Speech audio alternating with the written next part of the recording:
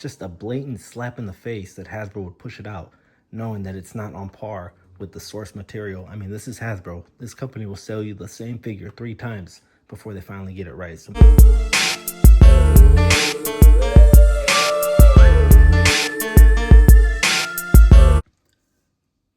what's up, Wolfpackers? We are back with another one. Today we have got Marvel Legends, Spider-Verse, Spider-Man 2, Miles Morales, Brooklyn 2099 suit. Boy, that was a tongue twister. Super dope looking figure, new scope, new parts all around. What do you guys say we open this one up? You know what to do, guys. Drop us a like if you're enjoying this one. Subscribe if you are new to the channel. Give us a follow over on Instagram and TikTok at the Wolfpack Toy Review. We picked up the entire wave, so comment below what figure you want to see reviewed next. Is it Puerto Rican Miles? Is it Anti-Venom? Is it Black Cat? Comment below. Taking a look at the side view, we see up top the Marvel Legends logo, name of the figure going vertical, and at the bottom of the screen we've got an evil looking Miles Morales. On the other side we get a bigger picture as well as the 2 logos of Marvel Legends and GamerVerse. Back of box gives us digital rendering as well as the rest of the figures in the wave. Top of box gives you the Marvel GamerVerse logo with no window port. Repeat, no window port at the top of the box. Take a screenshot of that if you were trying to track this puppy down. Out of the box, we see he comes with 2 crawling hands, 2 hands, as well as 2 fisted hands. This time around, they left out the string-line webbing and gave us more of a splatter shot. They added it with the second smaller splatter shot. Not the first time they add these accessories. I want to say it was the Speed Force from like 20 or 21. Dove into my bag of tricks, and that would be your older model. All it is just a respray. The newer one is more translucent. The older is just a solid white. Let's get a closer look at Brooklyn 2099 Miles. So up close shots reveal a lot of positives for me as well as one glaring negative. Let's go over the glaring negative right now.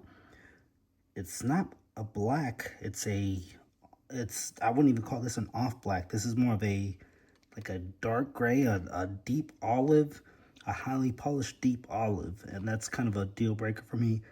In the game, it's like a very shiny metallic black, and it's good. I'm not going to take away anything else about it. I'm just saying the dark gray, deep olive tone is kind of it's something glaring that I can't overlook right now. Perfect example of how the colors don't line up. Look at the box art and then figure in hand. It's like when you go to McDonald's and order a Big Mac and then you get that piece of crap they send you. No, I'm kidding. I love Big Macs, but the color art is way off on this. Hasbro's definitely going to fix it and sell us this same figure again. But for the sake of the review, we're going to move on and pretend we don't notice that he's not black, because he's not. He's actually half Puerto Rican too. Besides that, they're hitting a lot of things out of the park for me. I love everything about the deep molding in the suit. I love the belt that wraps around, the flat abs.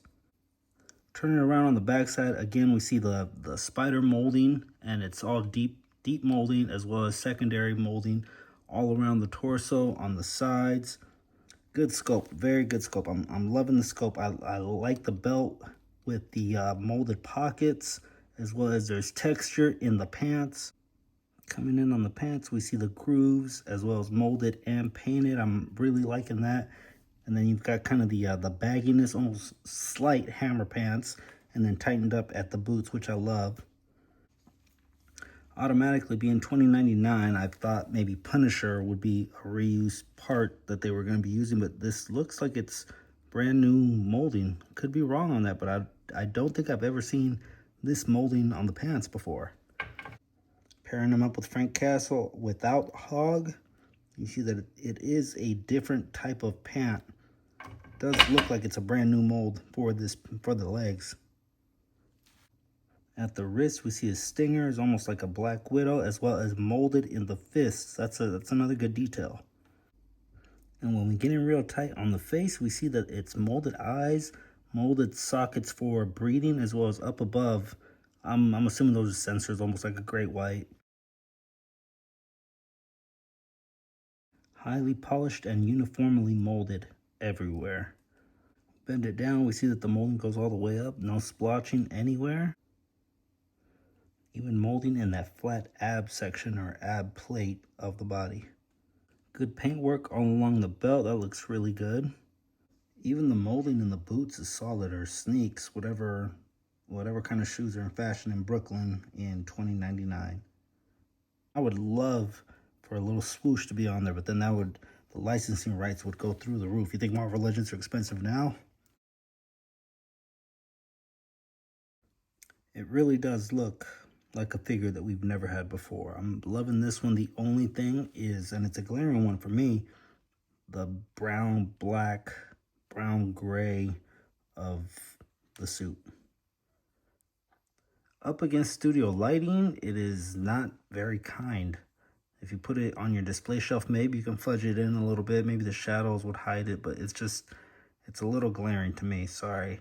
Let's get into the articulation portion of this review.